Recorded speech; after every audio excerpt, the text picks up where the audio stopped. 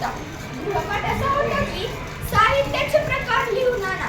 आमच्या या बाईसाहेबांना pen, pencil, दप्तर, बाटली हे सोडून दुसरे प्रकार माहीतच नव्हते. पण असे नाही बरं का, मराठी भाषेत साहित्याचे सुद्धा खूप प्रकार आहेत. भाषाचे वेगळ्या प्रकारचे आहेत, ती साहित्यामुळे. अगं संपदा, अशी का बसलीस? तुला भेटायला किती मैत्रिणी आलेत बघ. तुम्ही सगळे कोण आहात?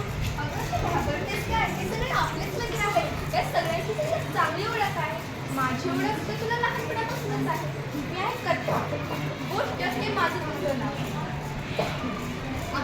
आपली ओळख कशी काय?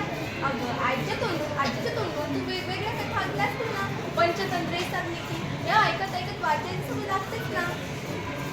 हो, आता मला आठवलं. आजी मला बोलला कासाची खूप साऱ्या गोष्टी शिकवायची.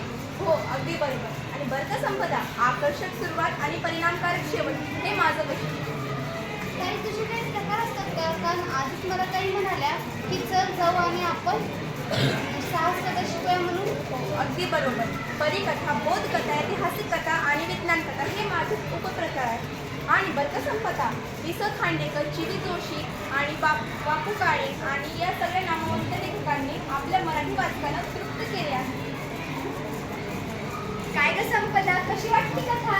खरंच खूप छान. आता बघ, तुला भेटायला कोण आलंय. काय संपदा, आवडली का कथा? खूप आवडली. मी कादंबरी कथेची थोरली म्हणलीच म्हणावी तर कादंबरी खरे तर मोठी कथाच, पण माझा आवाका कथेपेक्षा फार मोठा. तुझा आवाका मोठा कसा? अगं माझ्याच की नाही खूप पात्र असतात, त्यांचा परस्पर संबंध असतो. वाचता वाचता वाचकाची उत्कंठा मी वाढवते. अनेक वर्ण घेत वाचकाला मी उत्सुक करते आणि या कथेत पुढे काय होईल याचा विचार करत करत वाचक माझ्यामध्ये गुंतून जातो. खरंच ताई, तुझा आवाका खूप मोठा आहे बरं का. बरं का संपदा, साहित्य क्षेत्रातील सर्वोच्च मानाचा ज्ञानपीठ पुरस्कार वि. स. खांडेकर यांच्या या कादंबरीला मिळाला, तेव्हा मराठी माणसाचा ऊर अभिमानाने भरून आला. खरंच ताई, खूप छान. बरं का संपदा, जेव्हा कथा आणि कादंबरी एकत्र येतात तेव्हा तुझी तिसरी मैत्रीण बनते. काय संपदा, ओळखलीस ना मला? अगं मी आहे कविता. आपली तर फार पूर्वीपासून सेवत नाही का? हो ताई, आता मला आठवलं. माझी आवडती कविता श्रावण मासी हर्ष मानसी. अगदी बरोबर. आणि अगं माझं रूप छोटंसं आठवशील, मोजक्या शब्दात मोठे असे पाणी हे माझं वैशिष्ट्य. पण मला सांग, तुमच्या शाळेत मराठी दिवस साजरा करतात का? हो करतात ना. तर कोणत्या दिवशी? 27 फेब्रुवारीला. तुला माहीत आहे का 27 फेब्रुवारीला कोणाचा जन्मदिवस आहे? मला नाही माहिती. 27 फेब्रुवारीला कवी कुसुमाग्रज म्हणजेच वि. वा. शिरवाडकर यांचा जन्मदिवस आहे. काय ग संपदा, ओळखलंस का मला? अगं ताई तू? हो, माझ्याकडे एक मग तुला समजेल. ज्याप्रमाणे इंग्रजी भाषेत 7 रंग असतात, त्याचप्रमाणे कथा, कविता, कादंबरी याचा मी एक रूपरंग म्हणजे नाटक. पात्र असणं, सुलसुलीत संवाद आणि योग्य घटना यामुळे मी मराठी माणसांच्या मनात अढळ स्थान प्राप्त केले आहे. अगं ताई, कालच मी भन्नाट बालनाट्य बघितलं. ते बालनाट्य खूप छान होतं असं माझे बाबा म्हणत होते. अरे वा, तू नाटक पाहिलंस? हो. तुला माहित आहे का, आपल्या मराठी भाषेत ग. दि. माडगूळकर, वि. वा. शिरवाडकर, पु. ल. देशपांडे अशा महान दिग्दर्शकांनी मला छान हाताळलं आहे. काय ग, तुला आवडले का मी? हो, मला तर खूप आवडली. चल आता पुढच्या साहित्याकडे वळू. एवढ्याच साहित्यांवर झोपू नको संपदा, तुला भेटायला मी अजून एक मैत्रीण घेऊन आली आहे.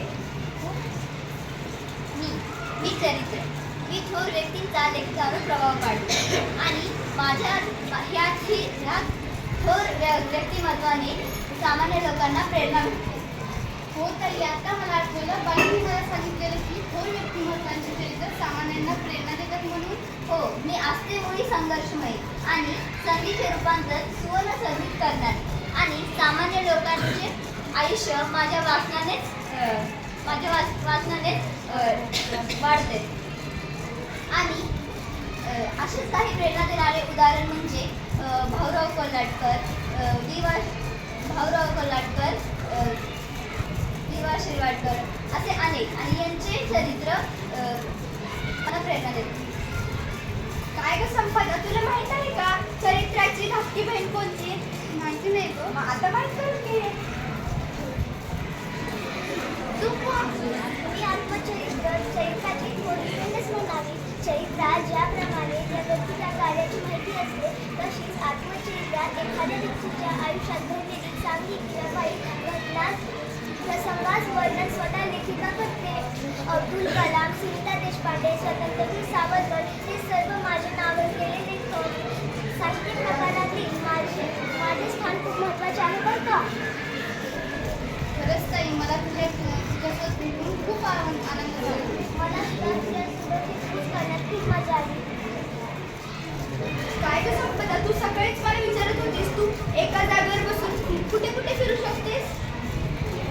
त्याची विस्तीर्ण माहिती सांगणारी तुझी मैत्रीण आहे बघ. काय ग संपदा, ओळखलंस का मला? नाही ग, तू कोण? मी प्रवास होतो. मी तुला मुली बसल्याची माहिती देते. ते कसं कोण? एखाद्या ठिकाणी प्रवास करून आल्यानंतर प्रवासाची प्रेक्षणीय ठिकाणाची रोचक मुद्देसूद आणि देशीच्या देशी माहिती मी माझ्यापर्यंत पोहोचवते. ही माहिती कंटाळवाणी न होऊ देता रंजक पद्धतीत मनोवेधक भाषेत मांडणे हे लेखकाचे कसं. लेखक याचबरोबर स्वतःचे अनुभव, भावना, निसर्ग सौंदर्य, व्यक्तिविशेष देखील सुरेख मांडतो. हो ताई, आता मला कळालं. तिकीट नाव विमा मी तुझ्या माध्यमातून कुठेही जाऊ शकते. काय हो मंडळी, आता मी माझं दोघांकडे काय हो मंडळी, तुम्हाला कळले का साहित्याचे प्रकार? त्या संपादनात सुद्धा अगदी व्यवस्थित साहित्याचे प्रकार कळले. त्यामुळे तिचा आनंद आता गगनात सुद्धा पावेला. ती आता हसत आनंदात तिचा गृहपाठ करते. काय ग संपदा, इकडे ये. हो ताई. कळले ना तुला साहित्याचे प्रकार? हो. पण संपदा, तुला जर अजून पुढे जायचं असेल तर फक्त या भाषेच्या साहित्याच्या प्रकारावर थांबू नकोस. मग तू जास्तीत जास्त अवांतर वाचन कर, पुस्तकं वाचत जा. कारण या जगात पुस्तकांसारखा मित्र कोणीही नसतो.